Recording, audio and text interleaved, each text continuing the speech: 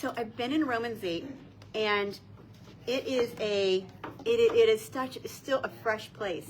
So anytime, like I always encourage, anytime the Lord is just leading you into a space where you are, you feel drawn to particular passages, chapters, books, anything at all. When you just feel drawn there, there's an invitation to revelation. And in that space, he will take you beyond the familiarity of what you know into a fresh place so that we can grow. In this, I am calling this unshakable. And that was the word that just as I finished preparing this morning, and landed, I just heard that word, unshakable. And unshakable doesn't always mean, we won't have,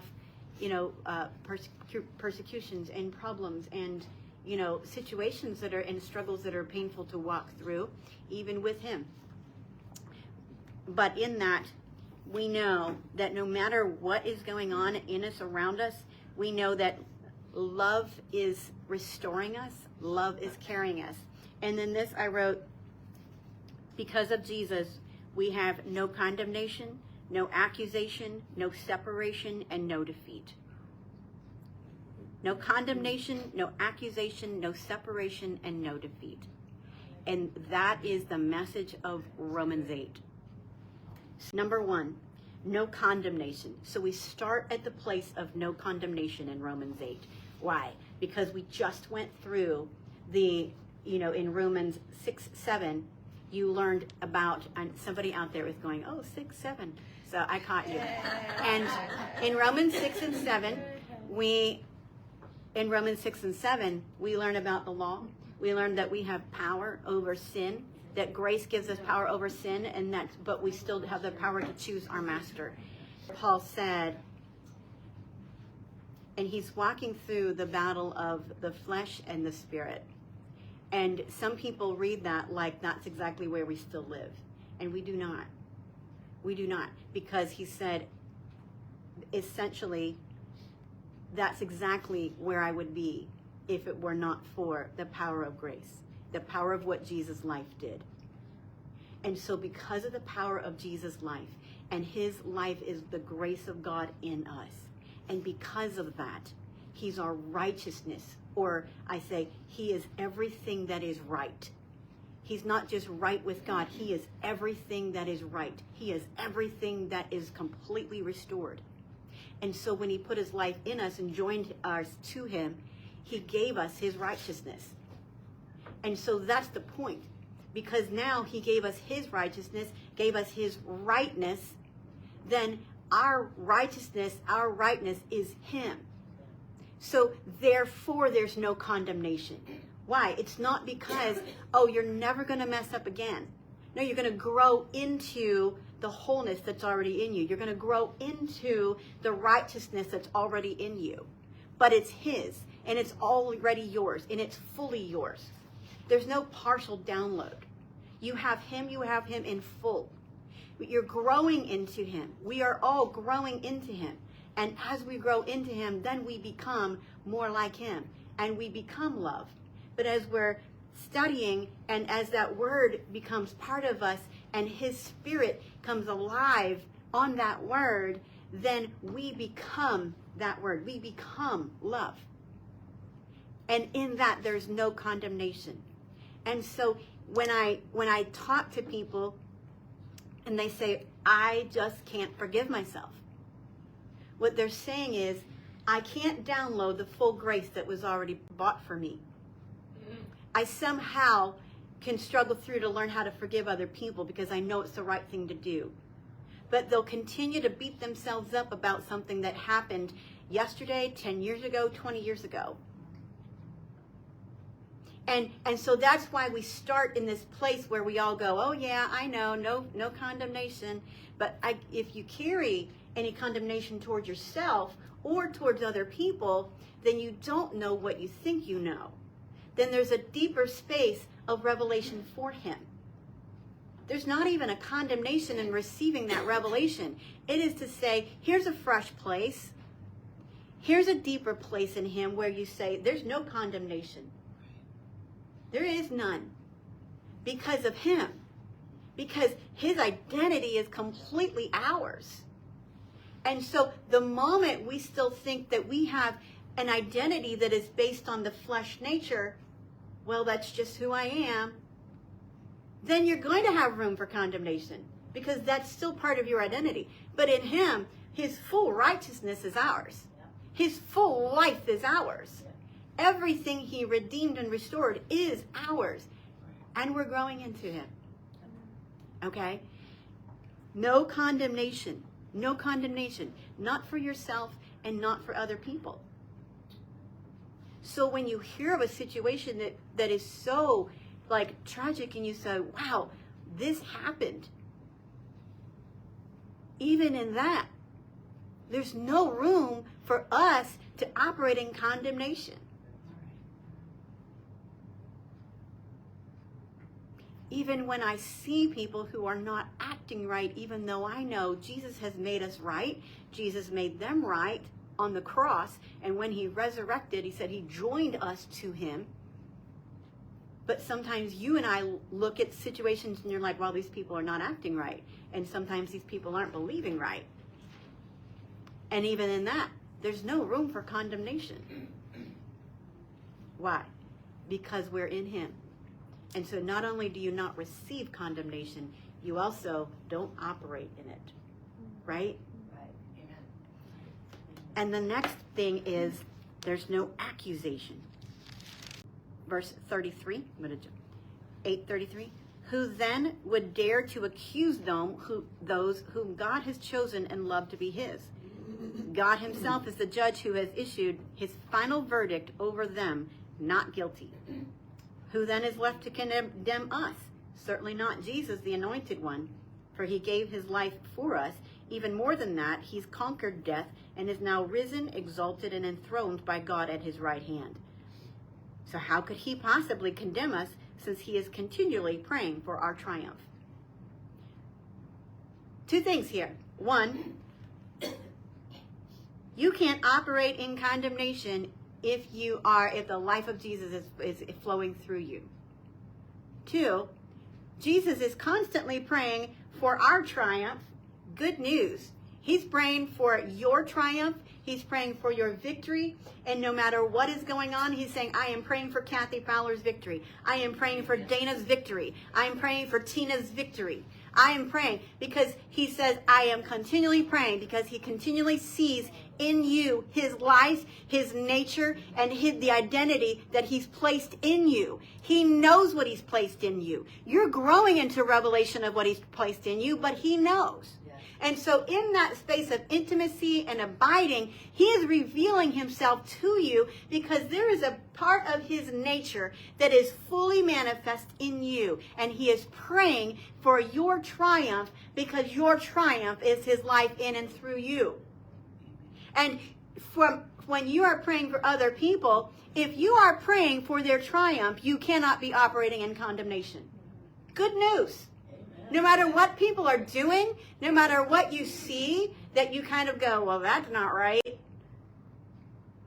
And I'm talking outside the safety of our church community. Sure, maybe inside the church community there's stuff, but also just outside the church community, outside in the entire community in which you and I live and walk and breathe and have all of our life. Like, well, that's not right. I'm just going to challenge you this week to just step into that space where you go, Jesus, show me how to pray for their triumph. Show me how to pray for their triumph, because I can't operate in accusation and condemnation if I am praying for their triumph, because that's what you're doing according to Romans 8:33. Who then would dare to accuse this? I'm back. Whom God has chosen and loved to be his. Who has God chosen and loved to be his? All of us. All of us. Is there anybody in this entire world, in any nation, is there anybody who's excluded from those that God has chosen? No. No, he's not. So this is not chosen and unchosen. He chose humanity. John 3:16. He chose humanity. Right? So if he chose humanity, then no matter what you see on the news cycle, no matter what you see when you're walking through the store, no matter what you see when you're watching flesh and blood not know who they are, no matter what you see in your family when you're like, wow, when are they ever going to get it? No matter what you see, it says, who would dare to accuse those whom God has chosen and loved to be his? God himself is the judge who has issued his final verdict over them, not guilty. Now, God has chosen them. God has issued a verdict because of Jesus in them. Guess what? That doesn't mean they can't still choose against him. It doesn't mean they can't still. There is nothing that will separate us from the love of God. God doesn't separate himself from us. Jesus on the cross destroyed a delusion of separation. And the reason he said in John 14, I must go so that I can send another. Because in order for us to have any victory ever, we could never be left with the same situation as Adam and Eve. We now have Jesus in us. We now have Jesus in us. And we walk in that whole space because the plan was always, I'm going to put my life in them and I'm going to join them to me and I'm going to make them my body, my bride. And I'm going to show them how to be that they are already my sons and my daughters. And when you see people who aren't acting right, it's almost always a case where you know they haven't yet discovered their identity in him. They don't know who they are. They haven't even heard the message. And if they've heard it, they've heard it through a lens of condemnation many times. And sometimes, yeah, people still make really bad choices. So they're not acting right, but there's still no praying out of condemnation or accusation. And there's no separation. What could ever separate us from the endless love of God's anointed one? Absolutely no one. For nothing in the universe has the power to diminish his love towards us. Not troubles, not pressures, not problems are unable to come between us and heaven's love. What about persecution, deprivation, dangers, and death threats? No, for they're all impotent to hinder his omnipotent love. And then he goes on to say, all day long we face death threats for your sake, God. We are considered to be nothing more than sheep to be slaughtered.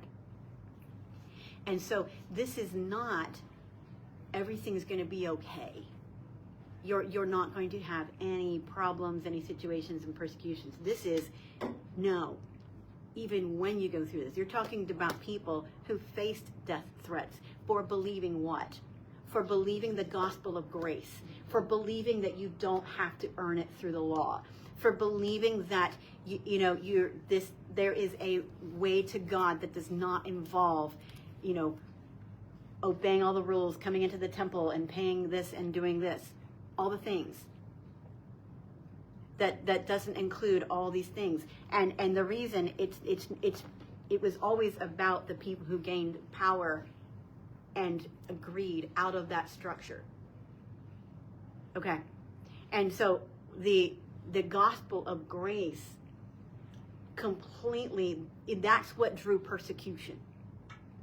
It's because Jesus, it wasn't just saying Jesus is the Messiah. It was saying Jesus is not only the Messiah, but his crucifixion and resurrection now opened up a completely new covenant. And in this covenant, we can come right to God. It's torn the veil. The veil of flesh is completely torn. We are now made sons and daughters to him. And our righteousness is by faith in the grace of God, in the working of God in his life in us. Now, as much as we take that for granted, that is the gospel that drew persecution. That's the gospel that people died for. That is the one where you say so much falseness raised up in that day.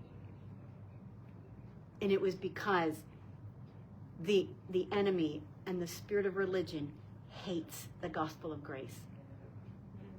So in that spirit of condemnation that comes is still a spirit of religion that says, oh, but you haven't earned it enough. You haven't quite felt sorry enough, so you just need to keep trying. A spirit of religion still breeds through shame and through condemnation, either in yourself, towards yourself, and towards others. It's a spirit of religion that still comes to persecute the gospel of grace that's within you. But he's winning. This is why we say, nothing can separate you from the love of God. Nothing can separate you from his love. There is no defeat. And it says, Romans 8:28 in the Passion Translation says, so we are convinced that every detail of our lives is continually woven together to fit into God's perfect plan of bringing good into our lives, for we are his lovers who have been called to fulfill his designed purpose. So read into that. Bless you with a revelation in a new space, in a familiar space, with fresh space of his love. The most encouraging thing is to know there's nothing that you go through and there's nothing that can come against you that will separate you from his love. He is always there, and his love does not fail. So I bless you in Jesus' mighty name. Have a great week.